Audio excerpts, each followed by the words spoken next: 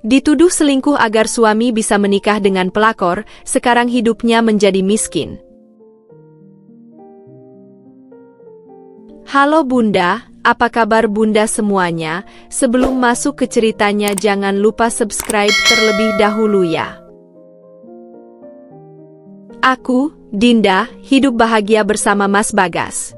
Rumah tangga kami terasa hangat, penuh dengan canda tawa dan kebersamaan.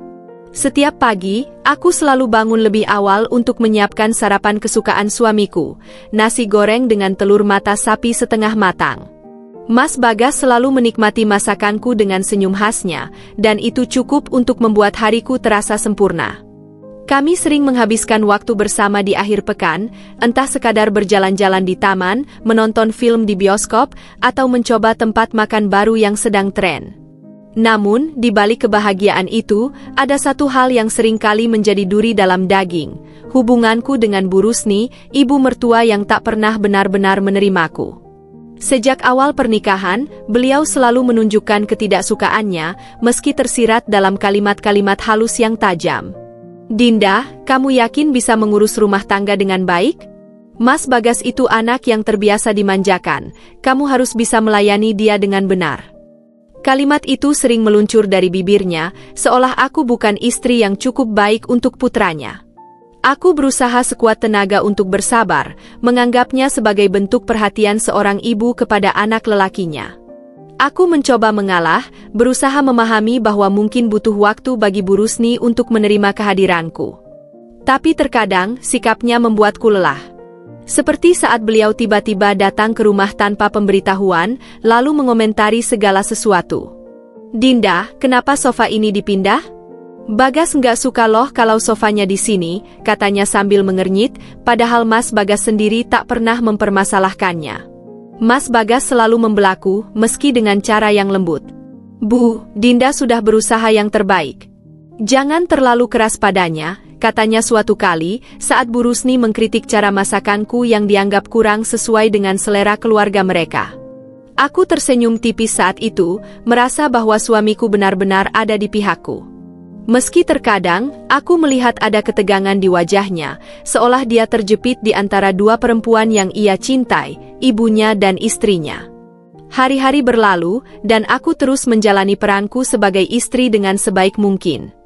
Aku percaya bahwa selama kami saling mencintai, segala rintangan bisa dihadapi bersama. Aku yakin bahwa Mas Bagas akan selalu menjadi suami yang baik, seseorang yang bisa kuandalkan di kala suka maupun duka. Aku bahkan sudah mulai belajar menerima sikap Bu Rusni, mencoba menutup telinga terhadap kritik-kritiknya yang terkadang menyakitkan. Tapi, semua ketenangan itu perlahan mulai pudar. Aku mulai merasakan sesuatu yang aneh dalam hubungan kami. Mas Bagas masih sama, tapi di saat yang bersamaan, ada sesuatu yang berbeda. Aku tidak tahu apa itu, tapi firasatku mengatakan bahwa akan ada badai besar yang menghantam rumah tangga kami. Aku hanya berharap bahwa aku cukup kuat untuk menghadapinya. Perlahan, perubahan itu mulai terasa. Awalnya, aku hanya berpikir bahwa Mas Bagas sedang sibuk dengan pekerjaannya. Jam kerjanya memang sering tak menentu, apalagi sejak dia mendapat promosi menjadi manajer di kantornya. Aku mencoba memahami, berusaha tidak mengeluh meski sering makan malam sendirian. Tapi lama-lama, ada sesuatu yang terasa janggal. Mas Bagas mulai sering pulang larut malam. Jika dulu dia selalu memberi kabar, sekarang tidak lagi. Aku harus menunggu berjam-jam dalam ketidakpastian, bertanya-tanya apakah dia baik-baik saja atau ada sesuatu yang disembunyikannya dariku. Aku mencoba menghubunginya, tapi seringkali pesanku hanya bercentang dua tanpa balasan.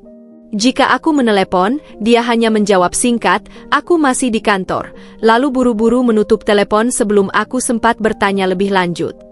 Aku mencoba mengabaikan perasaan tidak enak itu. Aku meyakinkan diriku bahwa semua ini hanya karena tekanan pekerjaan. Aku ingin menjadi istri yang pengertian, yang tidak mudah curiga tanpa alasan. Namun, semakin aku berusaha menenangkan diri, semakin banyak tanda-tanda aneh yang muncul. Mas Bagas yang dulu selalu memelukku sepulang kerja, kini lebih sering langsung masuk kamar tanpa banyak bicara. Dia yang dulu selalu tertawa mendengar ceritaku, kini hanya mengangguk atau bahkan tidak merespons sama sekali. Kehangatan yang dulu ada di antara kami perlahan memudar, digantikan oleh jarak yang terasa semakin lebar. Puncaknya terjadi pada suatu malam. Aku masih duduk di ruang tamu, menunggu kepulangannya. Jarum jam sudah melewati angka 12 dan aku mulai gelisah. Aku mencoba menelepon lagi, tapi tetap tidak dijawab.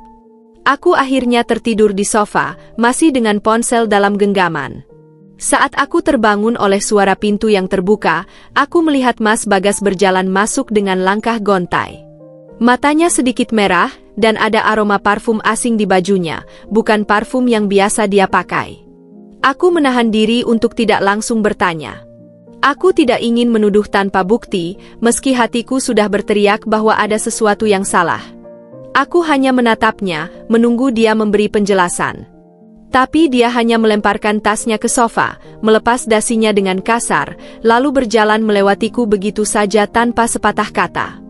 Mas, panggilku pelan, mencoba bersikap tenang. Dia berhenti sejenak, tapi tidak menoleh. Aku capek, Dinda. Jangan banyak tanya, katanya dingin, lalu masuk ke kamar dan menutup pintu dengan sedikit keras. Aku terdiam, merasakan sesuatu yang menusuk dadaku. Ini bukan Mas Bagas yang aku kenal. Dulu, tidak peduli seberapa lelahnya dia selalu menyempatkan diri untuk bertanya bagaimana hariku. Dulu, dia tidak pernah berbicara padaku dengan nada seperti itu. Aku ingin percaya bahwa ini semua hanya fase. Aku ingin percaya bahwa dia hanya sedang stres. Tapi firasatku mengatakan sebaliknya. Dan firasat itu semakin kuat ketika, beberapa hari kemudian, aku tanpa sengaja melihat sesuatu yang membuat jantungku berdebar kencang. Pesan dari seseorang bernama Fanny di ponsel Mas Bagas. Tanganku gemetar saat membaca pesan itu. Mas, aku kangen. Kapan kita bisa ketemu lagi? Aku menelan ludah, mencoba meyakinkan diriku bahwa ini bukan seperti yang aku pikirkan. Aku tidak ingin langsung menuduh. Aku ingin percaya bahwa Mas Bagas tidak akan mengkhianatiku. Bagaimanapun, dia adalah suamiku. Tapi, apakah kepercayaanku masih cukup untuk menyelamatkan pernikahan ini? Malam itu, Mas Bagas pulang lebih awal dari biasanya, tetapi bukannya membawa kehangatan yang sudah lama hilang, ia justru datang dengan wajah gelap penuh amarah. Aku masih di dapur saat mendengar pintu rumah dibanting dengan keras, suaranya menggema ke seluruh ruangan, membuat jantungku berdegup kencang. Aku buru-buru keluar, mendapati Mas Bagas berdiri di ruang tamu dengan tangan terkepal, napasnya memburu, dan matanya menyala penuh kemarahan. Dinda, suaranya menggema, membuat tubuhku menegang. Aku belum pernah mendengar suaranya setajam itu. Aku berjalan mendekat dengan hati-hati, berusaha memahami apa yang sedang terjadi. Ada apa, Mas? Tanyaku, mencoba tetap tenang meskipun dadaku berdebar keras. Dia menatapku tajam, seolah aku adalah musuhnya. Kamu pikir aku nggak tahu? Kamu selingkuh kan? Dunia seakan berhenti berputar. Aku menatapnya, tidak percaya dengan apa yang baru saja kudengar. Apa? Suaraku hampir berbisik, karena aku terlalu syok untuk merespons dengan lebih lantang. Mas Bagas melemparkan ponselnya ke sofa, tepat di depanku. Aku dapat laporan dari temanku. Kamu sering jalan bareng sama rekan kerja kamu. Kalian pergi makan berdua, terlihat akrab. Kamu pikir aku bodoh? Aku mengernyit, mencoba memahami tuduhan yang tiba-tiba ini. Mas, itu nggak seperti yang kamu pikirkan. Aku dan Adrian memang sering kerja bareng, tapi semua itu murni profesional. Aku bahkan selalu bilang ke kamu kalau aku ada meeting atau kerja lembur. Kamu bisa cek sendiri. Aku menatapnya penuh harap, ingin dia melihat kejujuran di mataku. Tapi sepertinya dia sudah menutup hatinya untuk mendengarkan apapun dariku. Bohong! Teriaknya. Aku ini suami kamu, Dinda. Dan kamu mempermalukan aku dengan cara seperti ini. Aku mundur selangkah, merasa ketakutan dengan ekspresi marahnya yang belum pernah aku lihat sebelumnya. Mas, tolong, kamu harus tenang dulu. Kita bisa bicara baik-baik? Belum sempat aku menyelesaikan kalimatku, tiba-tiba Mas Bagas melayangkan tangannya. Tamparan keras mendarat di pipiku, membuat kepalaku menoleh dan rasa panas langsung menjalar di kulitku.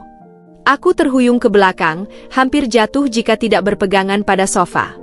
Air mataku langsung menggenang, bukan hanya karena sakit fisik yang kuterima, tetapi juga karena sakit yang lebih dalam, pengkhianatan dari seseorang yang seharusnya melindungiku.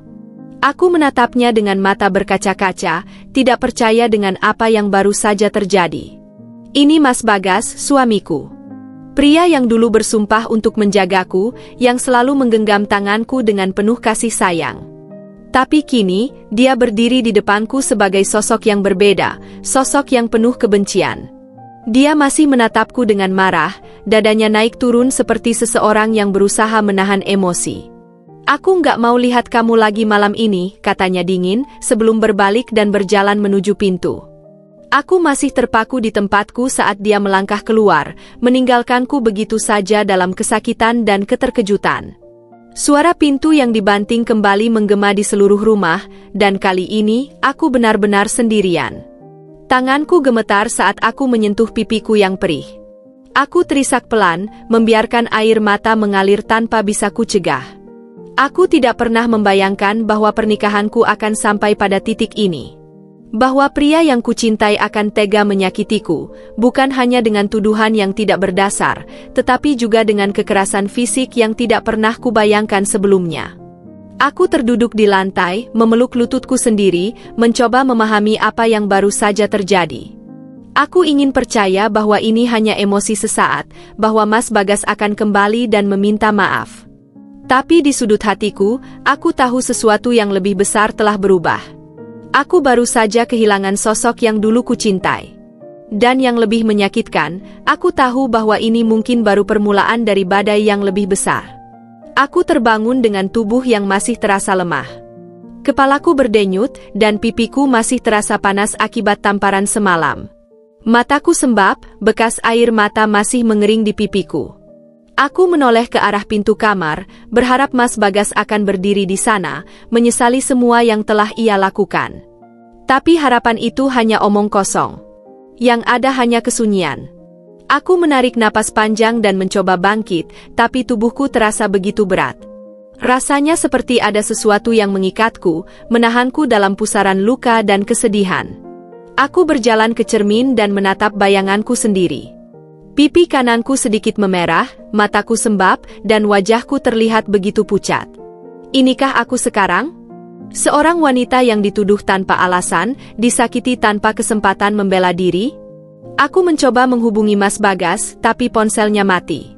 Aku menelpon beberapa kali, bahkan mengirim pesan panjang untuk menjelaskan segalanya, tapi tidak ada balasan.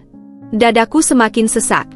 Aku ingin marah, tapi lebih dari itu, aku merasa begitu hancur. Hari-hari berlalu, dan Mas Bagas masih belum pulang. Setiap malam aku duduk di ruang tamu, menunggu suara pintu terbuka, menunggu sosoknya muncul dan memberiku penjelasan. Tapi dia tidak pernah datang. Perlahan, aku mulai menyadari bahwa mungkin dia memang tidak akan kembali. Yang ada hanyalah sebuah surat perceraian yang tergeletak di atas meja. Aku kiri sendirian. Kabar itu akhirnya datang seperti petir di siang bolong. Aku sedang membereskan rumah ketika ponselku bergetar. Nama Rina, sahabatku, muncul di layar. Aku segera mengangkatnya, berharap ada kabar baik tentang sesuatu yang bisa mengalihkan pikiranku dari kesedihan ini. Dinda, kamu sudah tahu? Suara Rina terdengar hati-hati. Tahu apa? Tanyaku, merasa ada firasat buruk. Bagas, dia menikahi Fani. Jantungku terasa seperti berhenti berdetak. Aku mencengkeram ponselku erat-erat, mencoba mencerna kata-kata itu. Apa? Suaraku nyaris tak keluar. Maaf, Dinda. Aku juga baru dengar dari teman-teman kantor. Mereka menikah diam-diam beberapa hari lalu. Aku tahu ini pasti menyakitkan buatmu. Aku tidak mendengar sisanya. Tanganku gemetar, dan ponselku hampir terlepas dari genggamanku. Mas Bagas benar-benar telah meninggalkanku.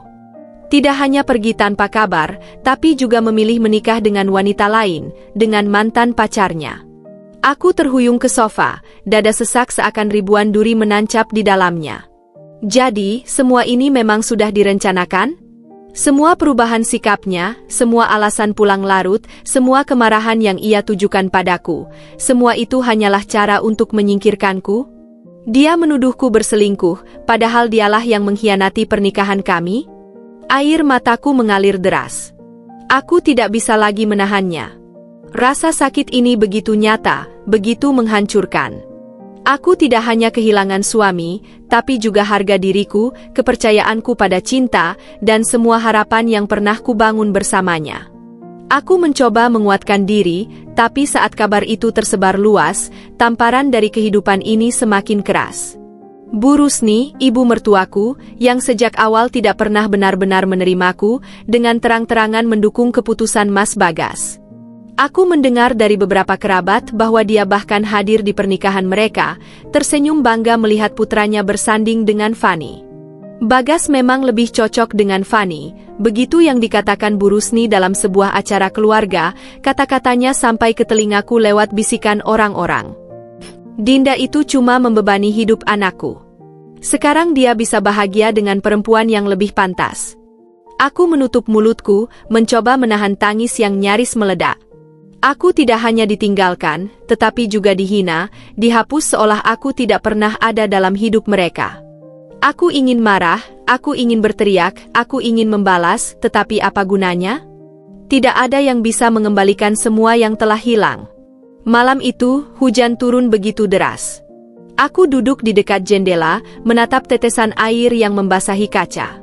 Aku merasa seperti hujan itu, dingin, tak berdaya, terjatuh tanpa bisa menahan diri. Aku membiarkan air mataku mengalir bersama hujan, membiarkan seluruh kesedihan ini keluar tanpa ada yang bisa menghentikannya. Aku merasakan kehampaan yang begitu dalam, seperti lubang hitam yang menghisap seluruh cahaya dalam hidupku. Aku bertanya-tanya, apakah aku akan bisa bertahan? Apakah aku akan bisa melewati ini? Aku tidak tahu. Yang aku tahu, aku hanya ingin bersembunyi dari dunia, menghilang dari semua rasa sakit ini. Tapi meski hatiku hancur, aku tahu satu hal, aku tidak boleh menyerah. Aku tidak bisa membiarkan orang-orang yang telah menyakitiku melihatku jatuh tanpa bisa bangkit kembali. Aku harus menemukan cara untuk melanjutkan hidup. Aku tidak tahu bagaimana, tapi aku harus mencoba. Aku menghapus air mataku, menatap pantulan diriku di jendela. Aku telah ditinggalkan, dihancurkan, dan dipermalukan. Tapi ini belum akhir dari segalanya. Pagi itu, sinar matahari menerobos masuk melalui jendela kamar, menyentuh wajahku yang masih sembab akibat tangisan semalam. Aku terbangun dengan tubuh yang terasa berat, seolah seluruh beban dunia sedang menindihku. Di dalam kepalaku, suara-suara menyakitkan dari masa lalu masih bergema. Suara Mas Bagas yang menuduhku, suara bisikan orang-orang yang meremehkanku, suara Bu Rusni yang dengan bangga menyambut Fani ke dalam keluarganya. Aku menatap langit-langit kamar untuk waktu yang lama. Dulu, tempat ini terasa hangat, penuh kenangan manis bersama Mas Bagas. Sekarang, yang tersisa hanyalah kehampaan. Aku memejamkan mata dan menarik napas dalam, mencoba menenangkan hati yang sudah terlalu lelah untuk terus menangis. Aku tahu aku tidak bisa terus seperti ini. Jika aku membiarkan diriku tenggelam dalam kesedihan, aku hanya akan menjadi bayangan dari diriku sendiri. Perlahan, aku bangkit dari tempat tidur. Aku berjalan ke depan cermin, menatap sosokku sendiri. Mata yang dulunya bersinar penuh harapan kini tampak redup. Wajahku yang dulu selalu dihiasi senyum kini terlihat pucat dan letih. Aku tidak mengenali diriku sendiri. Aku menyentuh pipiku, tempat di mana Mas Bagas pernah menamparku. Luka fisiknya memang sudah memudar, tapi luka di hatiku masih begitu nyata. Aku merasakan dorongan kuat di dalam diriku, bukan dorongan untuk membalas dendam, tetapi dorongan untuk membuktikan bahwa aku lebih dari sekadar wanita yang pernah disakiti. Aku ingin menemukan diriku kembali, membangun hidupku dari awal, dan menunjukkan bahwa aku tidak akan hancur hanya karena seseorang memilih meninggalkanku. Keputusan itu memberiku sedikit tenaga. Aku mulai mengambil langkah kecil untuk memperbaiki diriku. Aku membersihkan rumah yang selama ini terbengkalai, menyingkirkan semua barang yang mengingatkanku pada Mas Bagas. Aku merapikan lemari, membuang pakaian-pakaian yang sudah tidak ingin kupakai, dan mengatur ulang dekorasi ruangan. Aku ingin mengubah segalanya, bukan hanya rumahku, tetapi juga hidupku. Aku kemudian memutuskan untuk melakukan sesuatu yang sudah lama kupikirkan tetapi selalu kutunda, memeriksa luka-luka fisikku. Aku pergi ke dokter, dan di sanalah aku menyadari betapa tubuhku telah menanggung begitu banyak penderitaan tanpa kusadari. Luka bekas tamparan itu memang tidak parah, tetapi ada bekas lebam di lenganku, akibat genggaman kasar Mas Bagas pada malam terakhir kami bertengkar. Dokter menyarankan terapi untuk membantuku pulih, bukan hanya secara fisik, tetapi juga mental. Aku mendengarkan saran itu dengan serius. Aku sadar bahwa kesembuhan tidak akan datang dalam semalam. Luka hati tidak bisa diobati hanya dengan waktu. Aku harus aktif mencari cara untuk menyembuhkannya. Aku mulai membaca buku-buku tentang penyembuhan diri, tentang bagaimana membangun kembali kepercayaan diri setelah mengalami pengkhianatan. Aku juga mulai menulis jurnal, menuangkan semua perasaan yang tidak bisa kuungkapkan kepada siapapun. Namun, ada satu hal yang masih menggangguku, bayangan diriku yang lama. Aku merasa masih terjebak dalam versi Dinda yang lemah, Dinda yang selalu mengalah, Dinda yang membiarkan dirinya dihancurkan oleh orang lain. Aku ingin berubah. Aku ingin menjadi seseorang yang lebih kuat, lebih percaya diri. Aku mulai mencari cara untuk memperbaiki diriku, baik secara fisik maupun emosional. Aku menemukan seorang dokter bedah plastik yang bisa membantuku menghilangkan bekas luka di lenganku. Aku tahu ini mungkin terdengar sepele bagi sebagian orang, tetapi bagiku, ini adalah langkah penting untuk melepaskan masa lalu. Aku tidak ingin melihat cermin dan terus diingatkan pada malam itu. Aku ingin melihat diriku yang baru, Dinda yang telah bangkit dari keterpurukan. Proses penyembuhan itu tidak mudah. Ada hari-hari di mana aku merasa baik, tetapi ada juga hari-hari di mana aku kembali tenggelam dalam kenangan buruk.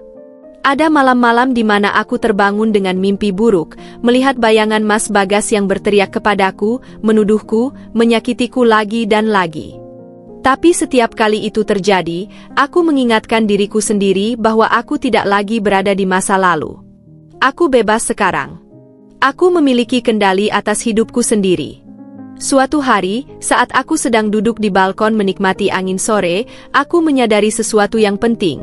Aku tidak lagi menunggu Mas Bagas kembali. Dulu, setiap hari terasa seperti siksaan karena aku selalu berharap ada keajaiban yang akan membawanya kembali ke sisiku. Tapi sekarang, aku tidak lagi menginginkan itu. Aku tidak lagi peduli apakah dia bahagia atau tidak, apakah dia menyesali keputusannya atau tidak. Aku akhirnya mengerti bahwa kebahagiaan tidak bisa kudapatkan dari orang lain. Aku harus menciptakannya sendiri. Aku tidak tahu apa yang menantiku di masa depan, tetapi satu hal yang pasti, aku tidak akan lagi menjadi wanita yang sama seperti dulu. Aku bukan lagi Dinda yang lemah. Aku adalah Dinda yang baru, yang siap untuk bangkit, yang siap untuk menemukan kembali cahaya dalam hidupnya. Dan untuk pertama kalinya dalam waktu yang lama, aku tersenyum, bukan karena siapapun, tetapi karena diriku sendiri. Hari-hariku kini jauh berbeda dari sebelumnya. Jika dulu aku bangun dengan hati yang berat dan pikiran yang dipenuhi kesedihan, kini aku bangun dengan semangat baru. Bisnis kecilku mulai menunjukkan perkembangan, sesuatu yang dulu bahkan tidak pernah terpikirkan ketika aku masih menjadi istri Mas Bagas. Kini, aku memiliki kesibukan yang benar-benar membuatku merasa hidup. Setiap pagi, aku mengecek pesanan yang masuk melalui media sosial dan marketplace tempatku menjual produk-produk perawatan kulit yang kuracik sendiri. Aku tersenyum setiap kali melihat ada pelanggan baru yang tertarik, atau ada pelanggan lama yang kembali membeli produk karena puas dengan hasilnya. Rasanya luar biasa mengetahui bahwa sesuatu yang kubangun dari nol kini mulai mendapatkan perhatian. Namun, perjalanan ini tentu tidak selalu mudah. Ada hari-hari di mana aku merasa kelelahan, terutama saat produksi harus ditingkatkan karena permintaan semakin banyak. Aku mengerjakan semuanya sendiri, mulai dari meracik produk, mengemas, hingga mengirimkan pesanan. Kadang-kadang aku merasa kewalahan, tetapi aku selalu mengingat alasan mengapa aku memulai semua ini. Aku ingin membangun sesuatu untuk diriku sendiri, membuktikan bahwa aku bisa berdiri di atas kakiku sendiri tanpa bergantung pada siapapun. Dukungan dari pelanggan menjadi salah satu hal yang membuatku terus bersemangat. Aku sering menerima pesan dari mereka yang mengatakan bahwa produkku benar-benar membantu mereka. Ada yang merasa kulit mereka lebih sehat, ada yang merasa lebih percaya diri, dan ada yang hanya sekadar mengucapkan terima kasih karena aku telah berbagi tips kecantikan yang bermanfaat. Hal-hal kecil seperti itu membuatku merasa usahaku tidak sia-sia. Tapi di balik kesuksesan kecil yang mulai kuraih, ada satu hal yang masih menghantuiku, rasa trauma yang belum sepenuhnya hilang. Setiap kali aku melihat bayanganku di cermin, aku masih bisa mengingat luka-luka yang kuterima, baik secara fisik maupun emosional. Aku masih teringat bagaimana Mas Bagas menuduhku dengan kata-kata tajam, bagaimana tangannya mendarat di wajahku untuk pertama kalinya, bagaimana dia pergi meninggalkanku tanpa sedikit pun rasa penyesalan. Luka-luka itu mungkin sudah tidak terlihat di kulitku, tetapi masih terasa di hatiku. Aku juga masih sering terbangun di tengah malam dengan napas terengah-engah, dikejar mimpi buruk yang membawaku kembali ke masa lalu. Dalam mimpiku, aku kembali berada di dalam rumah itu, menunggu kepulangan Mas Bagas dengan perasaan cemas.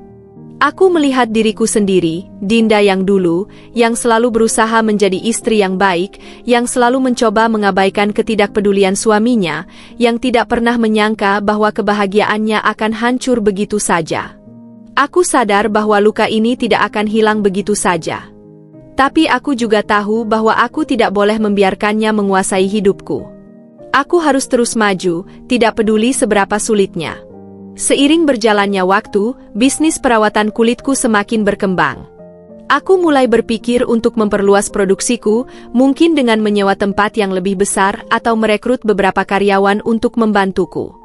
Aku juga mulai lebih serius dalam mempelajari dunia bisnis, mengikuti berbagai seminar dan pelatihan daring untuk meningkatkan keterampilanku.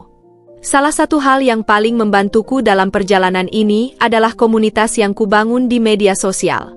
Aku sering berinteraksi dengan para pelanggan dan pengikutku, berbagi cerita tentang bagaimana aku memulai bisnis ini dari nol. Aku ingin mereka tahu bahwa aku bukan hanya menjual produk, tetapi juga berbagi pengalaman dan harapan. Banyak dari mereka yang merasa terinspirasi oleh perjalananku, dan itu memberiku kekuatan untuk terus melangkah. Namun, di tengah semua keberhasilan yang mulai kuraih, aku masih bertanya-tanya, apakah aku benar-benar sudah bebas dari masa lalu? Apakah aku sudah sepenuhnya sembuh, atau aku hanya berusaha mengabaikan luka-luka yang masih ada di dalam hatiku? Aku tidak tahu jawabannya. Yang aku tahu, aku akan terus melangkah. Aku akan terus membangun hidupku, sedikit demi sedikit, hingga aku benar-benar bisa mengatakan bahwa aku telah sepenuhnya bangkit. Hari itu, aku sedang sibuk di toko kecil yang baru saja kusewa untuk mengembangkan bisnis perawatan kulitku. Aku merasa bangga melihat bagaimana usahaku yang dulu hanya berupa eksperimen di dapur kini berkembang menjadi sesuatu yang lebih besar. Rak-rak di toko kecilku dipenuhi dengan produk-produk yang telah kuracik sendiri, dan meja kasir dipenuhi dengan pesanan yang siap dikirim ke pelanggan. Aku tidak pernah membayangkan bahwa aku bisa sampai ke titik ini, terutama setelah semua yang terjadi di masa lalu. Namun, di balik kesibukan yang semakin menyita waktuku, aku tetap merasa ada ruang kosong dalam hidupku.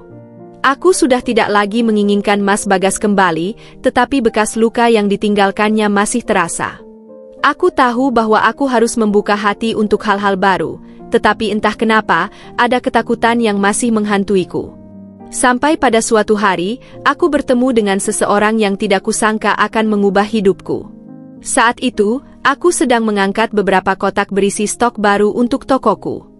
Tiba-tiba, seorang pria datang menghampiri dan menawarkan bantuan. Aku menoleh, dan di hadapanku berdiri seorang pria dengan senyum hangat dan tatapan mata yang lembut. Dia tidak asing bagiku, Mas Ray, salah satu pemasok bahan baku yang sering bekerja sama denganku. Biarkan aku bantu, Mbak Dinda. Kotaknya kelihatan berat, katanya sambil mengambil kotak yang kupeluk erat. Aku ragu sejenak, tetapi akhirnya mengangguk dan membiarkan dia membantuku. Aku memperhatikan bagaimana dia dengan mudah mengangkat kotak-kotak itu dan membawanya masuk ke dalam toko. Tidak ada basa-basi berlebihan, hanya gerakan sederhana yang menunjukkan bahwa dia tulus ingin membantu.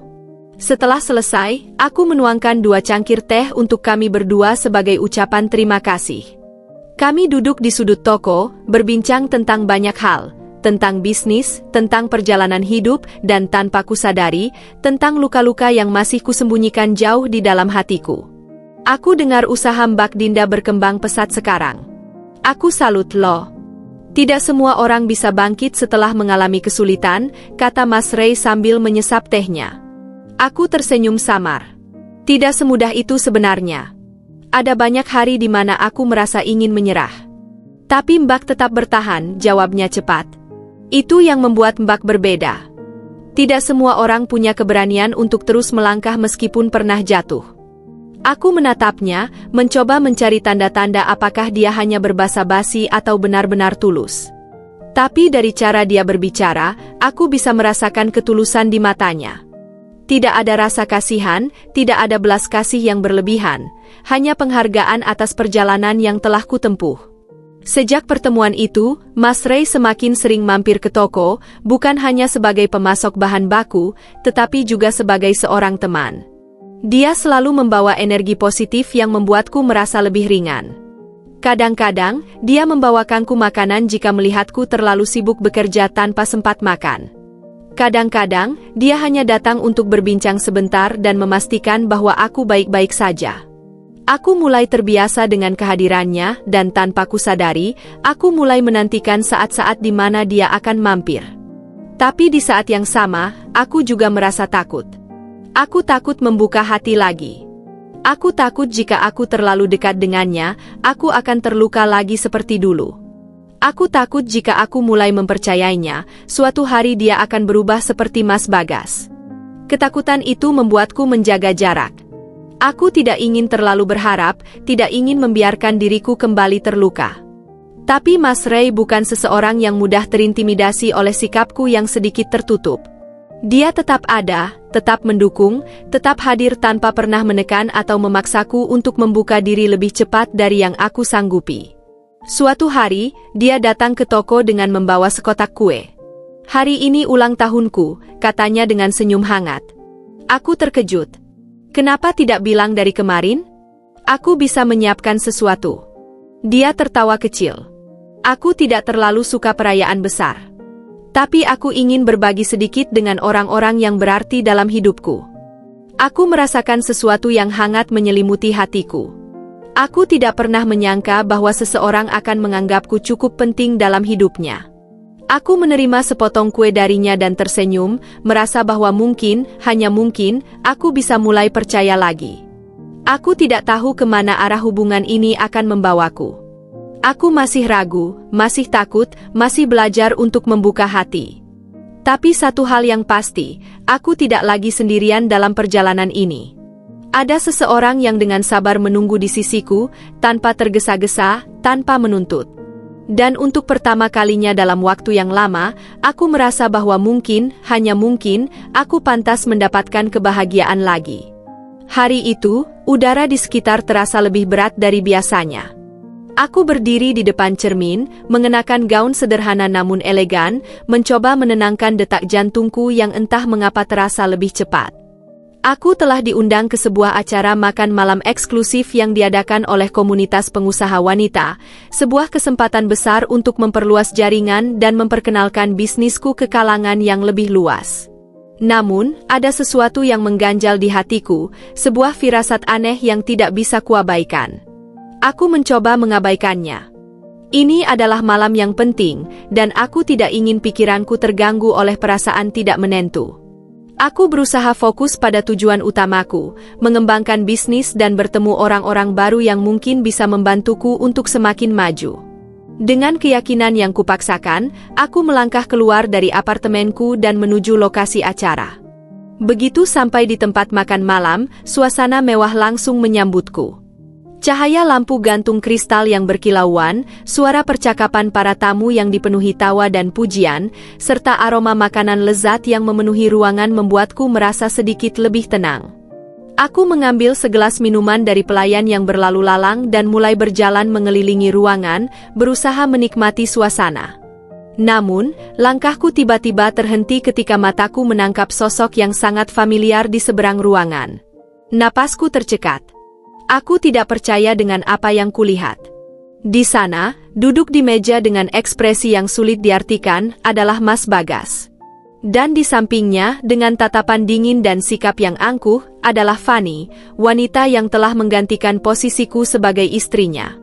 Dada terasa sesak, seakan semua udara di ruangan ini menghilang dalam sekejap. Aku tidak menyangka akan bertemu dengannya di acara seperti ini. Selama ini, aku hanya mendengar kabar burung tentang kehidupannya setelah meninggalkanku, tetapi aku tidak pernah benar-benar berusaha mencari tahu. Aku pikir aku sudah cukup kuat untuk melupakan semuanya, tetapi kini, melihatnya hanya beberapa meter dariku, semua luka lama seakan kembali terbuka. Aku segera berbalik, berusaha menjauh sebelum dia melihatku. Namun, sudah terlambat. Dinda? Suara itu membuat langkahku terhenti. Aku menutup mata sejenak, mengumpulkan keberanian sebelum akhirnya berbalik. Mas Bagas berdiri tidak jauh dariku, ekspresinya terkejut namun juga penuh dengan sesuatu yang sulit dijelaskan. Rasa bersalah, penyesalan, atau mungkin hanya sekadar nostalgia. Aku menatapnya dengan tenang, tidak ingin menunjukkan bahwa kehadirannya masih bisa mengacaukan perasaanku. Mas Bagas, sapaku datar. Fanny berdiri di sampingnya, matanya meneliti penampilanku dari ujung kepala hingga ujung kaki. Aku bisa merasakan ketegangan di antara kami bertiga, sebuah perasaan yang tidak nyaman dan penuh dengan sejarah yang menyakitkan. Kamu terlihat berbeda, kata Mas Bagas akhirnya, suaranya sedikit ragu. Aku tersenyum tipis. Ya, banyak hal yang berubah sejak terakhir kali kita bertemu. Aku bisa melihat sorot matanya berubah, seakan dia baru menyadari bahwa aku bukan lagi Dinda yang dulu. Aku bukan lagi wanita yang dia tinggalkan dalam keadaan hancur, menangis dan memohon penjelasan. Aku telah bangkit, telah menemukan jalanku sendiri, dan aku tidak lagi membutuhkan pengakuannya untuk merasa berharga. Fanny menyilangkan tangan di dada, ekspresinya penuh ketidakpedulian. Jadi, sekarang kamu berbisnis? Aku dengar usahamu cukup berkembang, katanya dengan nada yang sulit ditebak, entah itu sindiran atau sekadar basa-basi. Aku mengangguk. Ya, aku membangun semuanya dari nol. Tidak mudah, tapi aku bangga dengan apa yang telah kucapai. Mas Bagas menatapku dengan tatapan yang berbeda, bukan lagi penuh amarah atau meremehkan seperti dulu, tetapi ada sesuatu di sana yang membuatku merasakan sedikit kepuasan. Mungkin itu penyesalan, mungkin itu kesadaran bahwa dia telah kehilangan seseorang yang dulu begitu mencintainya tanpa syarat. Kami berdiri dalam keheningan yang canggung selama beberapa detik sebelum aku akhirnya memutuskan untuk mengakhiri percakapan ini. Aku tidak perlu lagi berlama-lama dalam bayang-bayang masa lalu. Aku telah melangkah terlalu jauh untuk kembali terjebak dalam drama yang seharusnya sudah kutinggalkan. Aku senang bisa bertemu dengan kalian, tetapi aku harus kembali ke mejaku, kataku dengan sopan, lalu melangkah pergi tanpa menunggu jawaban. Saat aku berjalan menjauh, aku merasakan sesuatu yang belum pernah kurasakan sebelumnya, perasaan bebas. Aku telah menghadapi masa laluku tanpa rasa takut, tanpa perlu membuktikan apapun kepada mereka. Aku tidak lagi menjadi wanita yang terpuruk karena dikhianati. Aku adalah Dinda yang baru, seseorang yang telah menemukan nilai dirinya sendiri tanpa perlu validasi dari siapapun. Dan untuk pertama kalinya sejak bertahun-tahun, aku merasa benar-benar menang. Beberapa bulan setelah pertemuan tak terduga di acara makan malam itu, aku mulai mendengar lebih banyak kabar tentang Mas Bagas. Bukan karena aku sengaja mencari tahu, tetapi karena berita tentang kejatuhannya mulai tersebar di berbagai kalangan.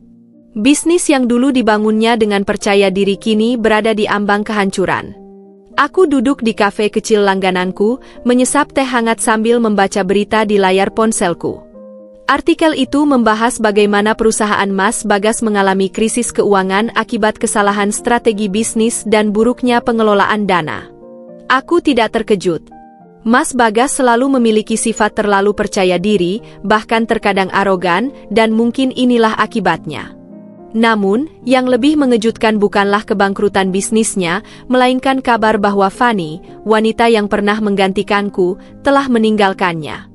Aku meletakkan ponselku, menatap keluar jendela dengan perasaan campur aduk. Ada bagian kecil dalam diriku yang merasa puas melihat kejatuhannya, tetapi lebih dari itu, aku merasa kosong. Aku pikir aku akan merasakan kemenangan atau kebahagiaan, tetapi kenyataannya, aku tidak merasakan apa-apa. Kehancuran Mas Bagas bukan lagi urusanku. Beberapa hari kemudian, tanpa kuduga, Mas Bagas datang mencariku. Aku sedang berada di toko kecilku, mengatur ulang rak-rak produk ketika bel pintu berbunyi.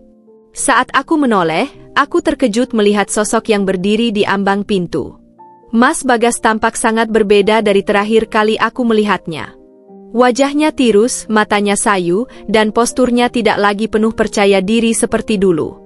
Dia tampak seperti seseorang yang telah kehilangan segalanya. "Dinda," suaranya terdengar serak, hampir seperti bisikan. Aku menatapnya tanpa ekspresi.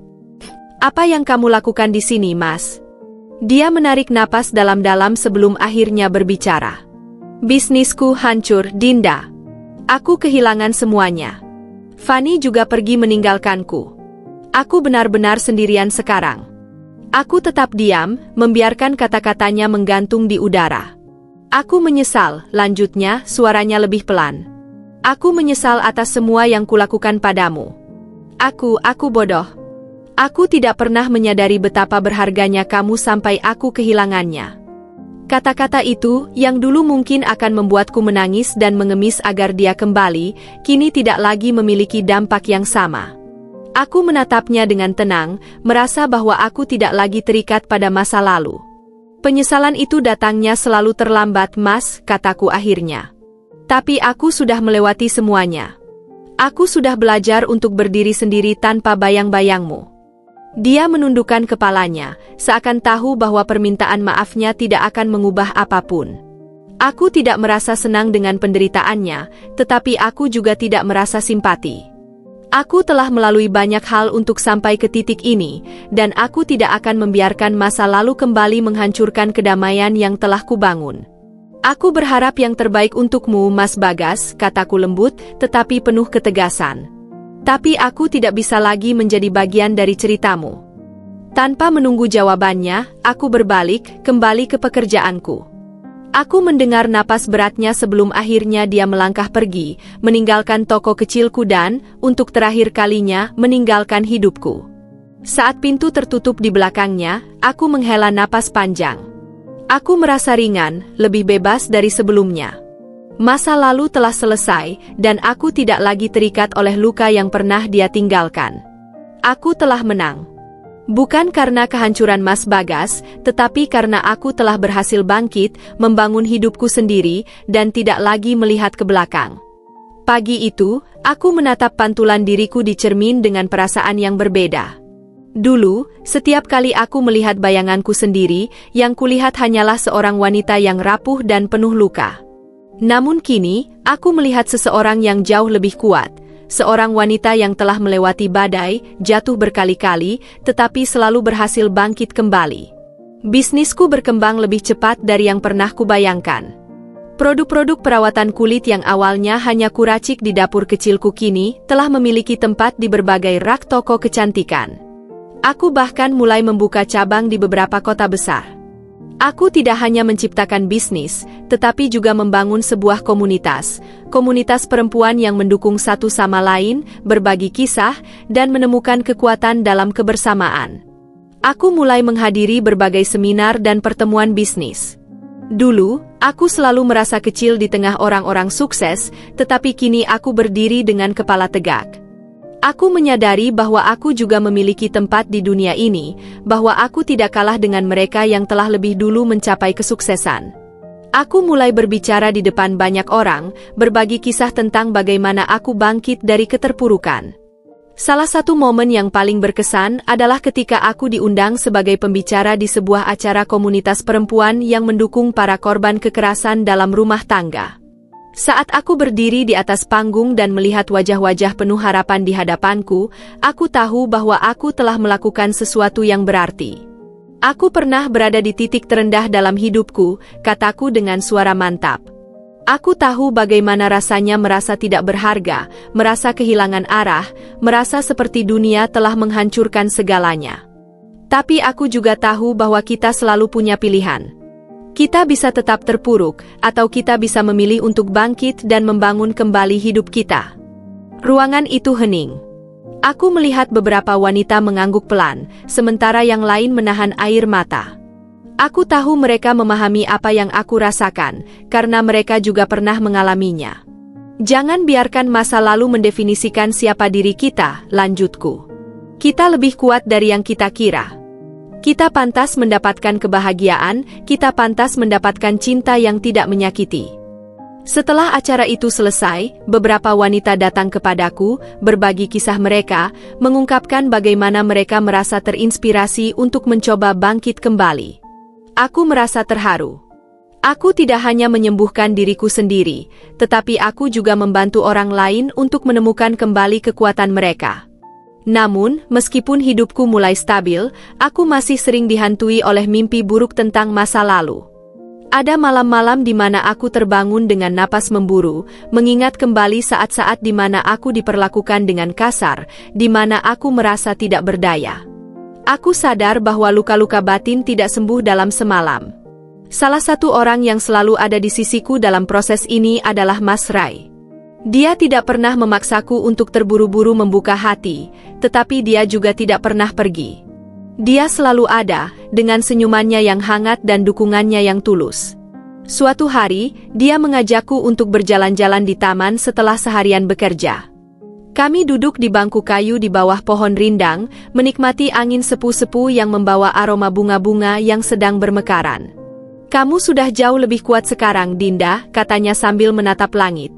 "Aku bangga melihat bagaimana kamu bisa bangkit."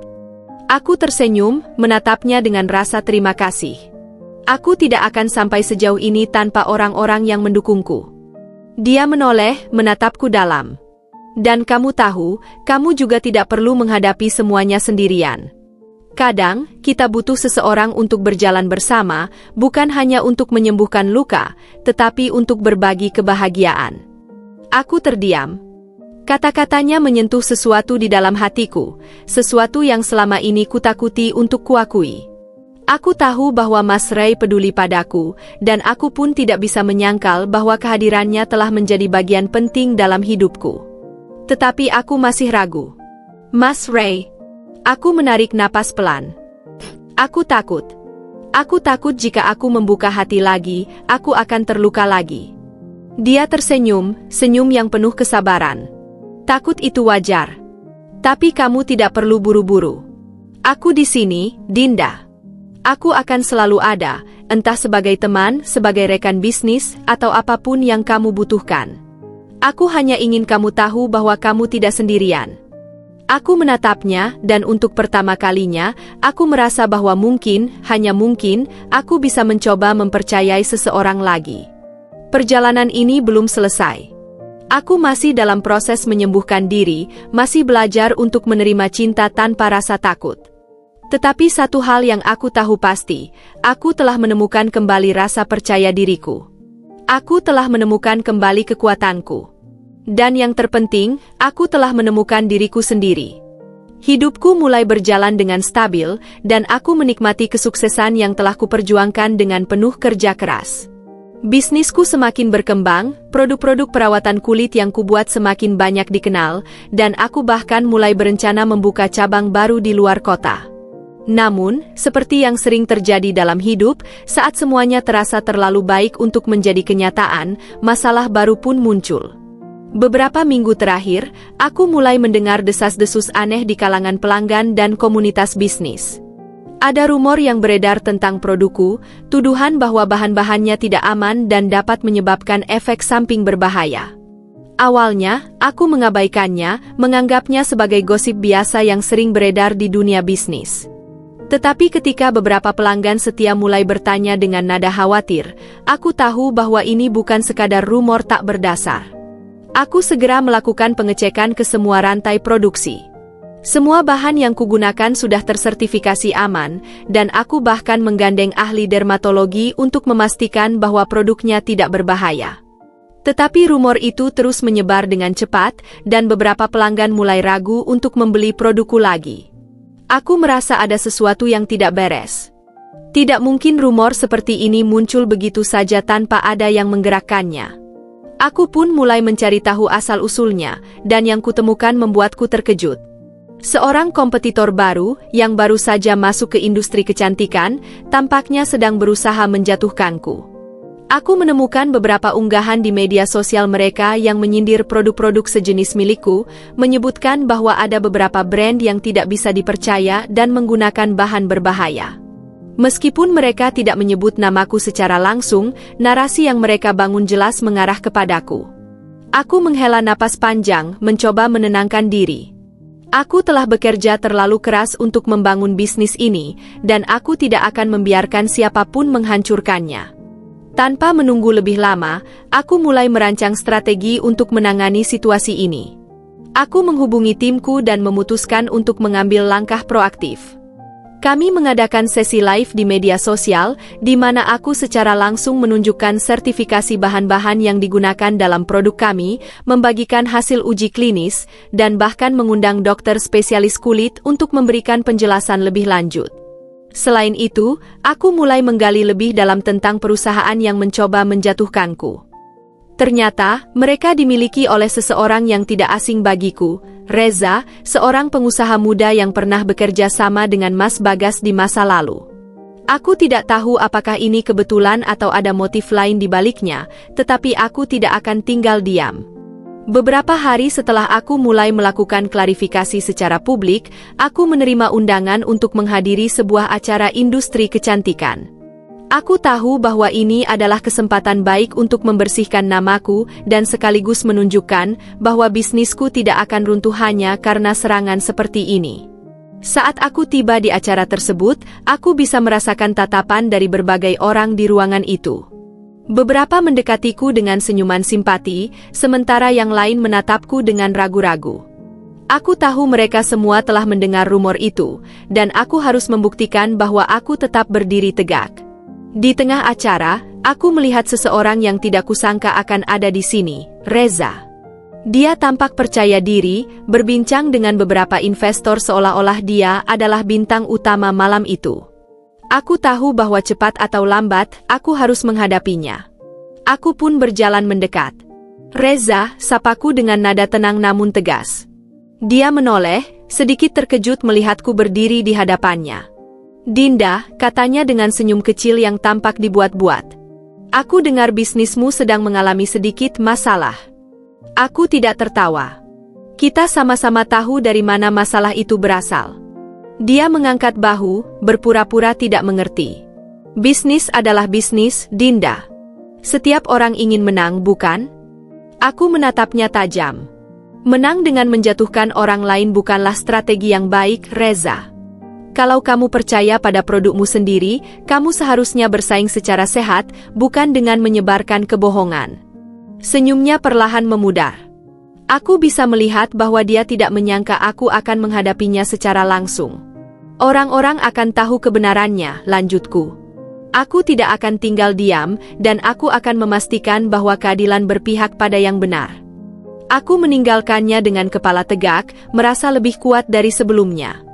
Aku tidak lagi menjadi wanita yang takut menghadapi konflik. Aku telah belajar bahwa dalam dunia bisnis, dan dalam hidup, selalu ada orang yang ingin menjatuhkan kita. Tetapi selama aku tetap teguh pada prinsipku, aku tahu bahwa aku akan selalu bisa bangkit kembali. Beberapa minggu kemudian, usaha klarifikasiku mulai membuahkan hasil. Banyak pelanggan yang kembali mempercayai produknya setelah melihat bukti yang kukumpulkan. Media sosial mulai dipenuhi dengan testimoni positif dari mereka yang telah menggunakan produknya selama bertahun-tahun tanpa masalah.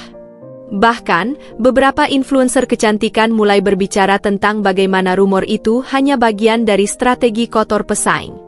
Reza dan perusahaannya akhirnya mendapatkan reaksi negatif dari publik karena cara mereka berbisnis yang tidak etis.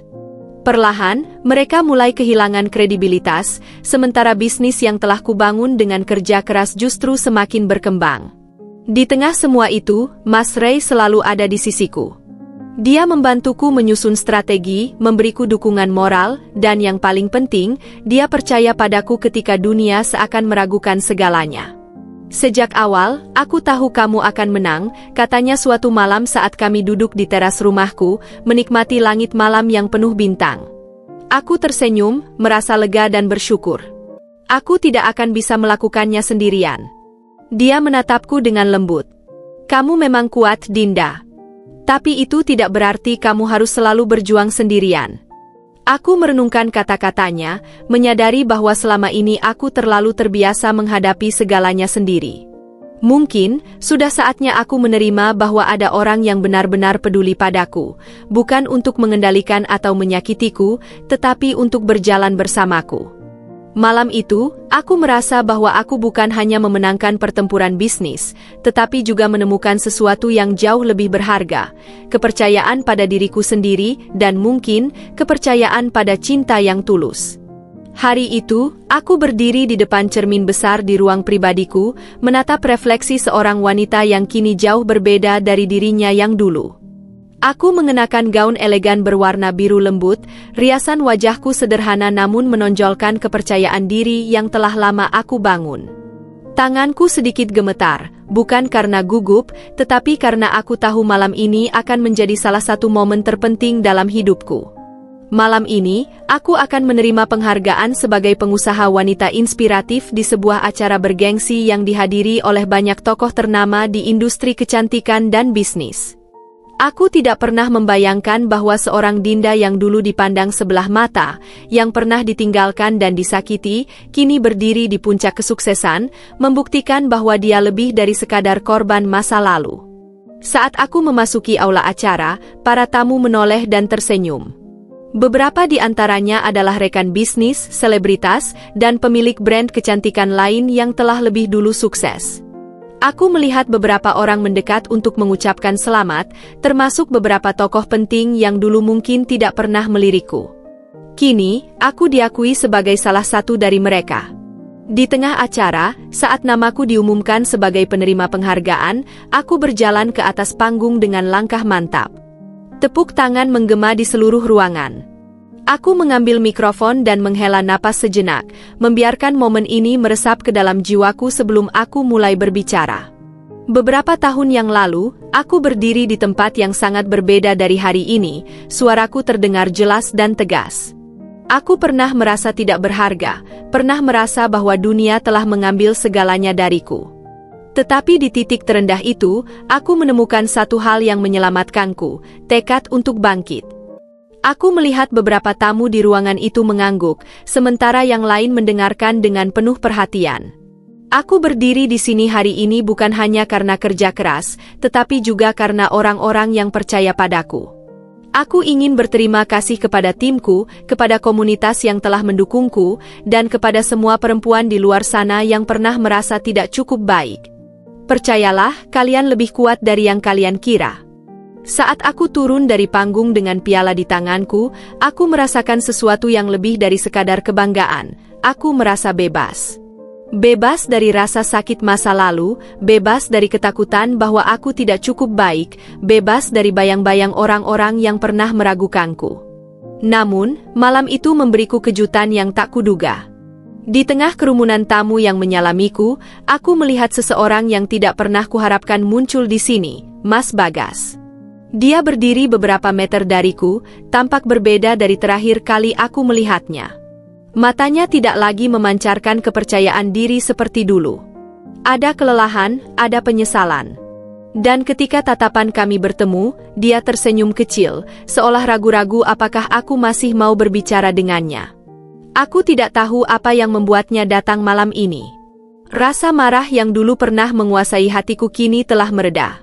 Aku sudah tidak lagi merasa sakit ketika melihatnya, tetapi aku juga tidak merasakan kerinduan.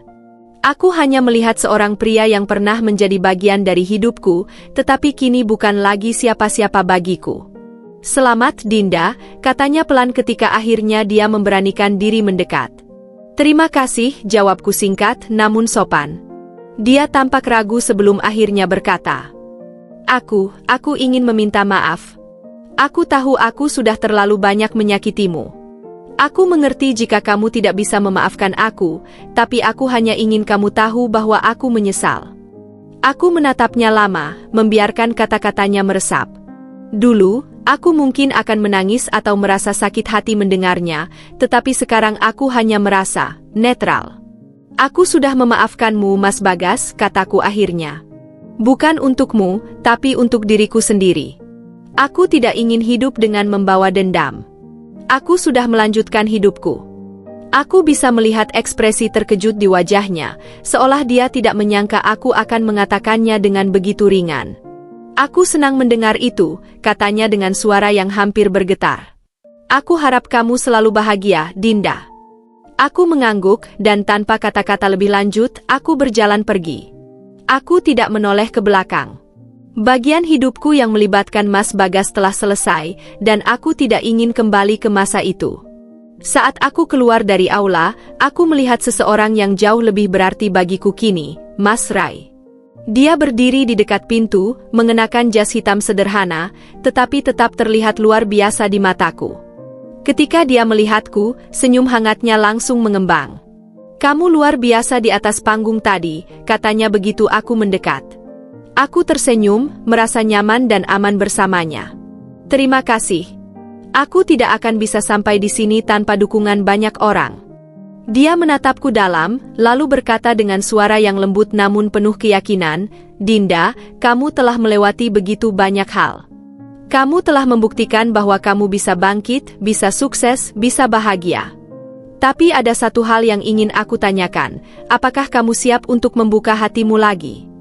Aku terdiam. Selama ini, aku selalu takut untuk memulai sesuatu yang baru. Aku takut jika aku kembali mencintai seseorang, aku akan kembali terluka.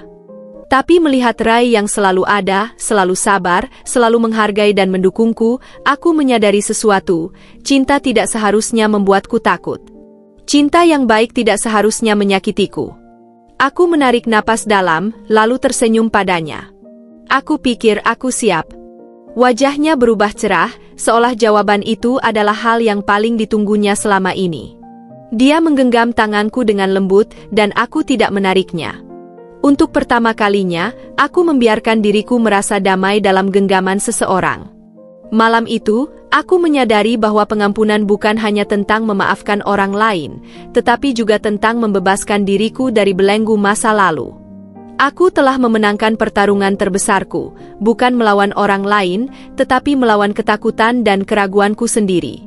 Dan kini, aku siap untuk melangkah ke babak baru dalam hidupku, dengan hati yang lebih ringan dan masa depan yang lebih cerah. Pagi itu, aku berdiri di depan jendela besar ruang kerjaku, menatap matahari yang perlahan muncul di ufuk timur. Langit berwarna jingga keemasan, menyelimuti kota dengan kehangatan yang menenangkan. Angin sepu-sepu menyentuh wajahku, membawa serta perasaan damai yang belum pernah kurasakan selama ini. Aku menghela napas panjang, menyadari bahwa ini adalah awal dari babak baru dalam hidupku, bukan sekadar awal biasa, tetapi sebuah awal yang benar-benar berbeda. Bisnisku kini berkembang pesat, jauh melampaui apa yang pernah kubayangkan. Dari satu toko kecil, kini aku memiliki beberapa cabang di berbagai kota besar. Aku telah membuktikan bahwa aku mampu berdiri di atas kakiku sendiri, tanpa bergantung pada siapapun. Tapi lebih dari sekadar sukses dalam karir, aku menyadari bahwa kemenangan terbesar dalam hidup ini adalah ketika aku bisa menemukan kebahagiaan dalam diriku sendiri, bukan dari validasi orang lain. Namun, ada satu perubahan besar dalam hidupku yang membuatku semakin yakin bahwa aku telah berjalan ke arah yang benar, kehadiran Rai. Rai bukan pria yang datang dengan janji-janji manis atau kata-kata penuh rayuan. Dia tidak pernah berusaha memaksaku untuk melupakan masa lalu atau memaksaku untuk segera membuka hati. Sebaliknya, dia selalu ada, berjalan di sisiku dengan penuh kesabaran, memberiku ruang untuk menyembuhkan diri. Hari itu, dia datang ke kantorku dengan membawa sekotak kecil kue kesukaanku. Ini adalah kebiasaannya setiap kali aku terlalu sibuk dengan pekerjaan. Dia tahu bahwa aku sering lupa makan ketika tenggelam dalam urusan bisnis, dan dia selalu memastikan aku menjaga kesehatanku. Aku tahu kamu belum makan, katanya sambil meletakkan kotak itu di mejaku. Jangan bilang kamu akan melewatkan makan siang lagi hari ini. Aku tersenyum, merasa hangat dengan perhatiannya. Aku baru saja mau pesan makanan kok. Dia tertawa kecil. Dinda, kamu selalu mengatakan itu, tapi akhirnya tetap lupa makan. Aku menggeleng sambil membuka kotak kue itu dan mengambil sepotong kecil. Baiklah, aku menyerah. Terima kasih sudah selalu mengingatkanku. Ray menatapku dalam, lalu berkata dengan nada yang lebih serius, Dinda, ada sesuatu yang ingin aku bicarakan. Aku meletakkan garpu yang baru saja kuambil dan menatapnya dengan penuh perhatian. Apa itu? Dia menarik napas dalam sebelum akhirnya berkata, aku tahu kamu butuh waktu untuk menyembuhkan diri dari semua yang telah terjadi. Aku tidak ingin terburu-buru, karena aku ingin kamu benar-benar yakin dengan perasaanmu. Tapi aku ingin kamu tahu satu hal, aku ingin menjadi bagian dari hidupmu. Bukan hanya sebagai teman atau seseorang yang selalu ada di sisimu, tetapi lebih dari itu. Hatiku berdegup kencang. Aku sudah lama tahu bahwa Ray memiliki perasaan untukku, dan aku juga merasakan hal yang sama. Namun, selalu ada ketakutan di dalam diriku. Takut jika aku kembali mencintai seseorang, aku akan kembali terluka. Tapi Ray bukan Bagas. Dia tidak seperti orang-orang di masa lalu yang hanya ingin mengendalikan atau menyakitiku. Dia tidak pernah mencoba mengubahku, tidak pernah membuatku merasa kurang berharga. Sebaliknya, dia selalu mendorongku untuk menjadi versi terbaik dari diriku sendiri. Aku menatapnya, mencoba mencari jawaban dalam hatiku sendiri. Dan untuk pertama kalinya, aku tidak menemukan keraguan di sana. Aku juga ingin kamu menjadi bagian dari hidupku, Ray, kataku akhirnya. Senyum di wajahnya melebar, matanya berbinar dengan kebahagiaan yang tulus. Dia menggenggam tanganku di atas meja, memberikan kehangatan yang terasa begitu nyata. Kita tidak perlu terburu-buru, katanya lembut. Aku hanya ingin kamu tahu bahwa aku di sini, dan aku akan selalu ada untukmu. Aku mengangguk, merasa lebih yakin dari sebelumnya. Aku tahu. Dan aku siap. Hari-hari berikutnya berlalu dengan kebahagiaan yang berbeda dari sebelumnya. Aku tidak hanya berhasil membangun hidupku kembali, tetapi aku juga menemukan seseorang yang benar-benar menghargai dan mencintaiku dengan tulus. Kami mulai merencanakan masa depan bersama, bukan dengan terburu-buru, tetapi dengan penuh kesadaran bahwa cinta yang baik adalah cinta yang dibangun dengan kesabaran dan kepercayaan.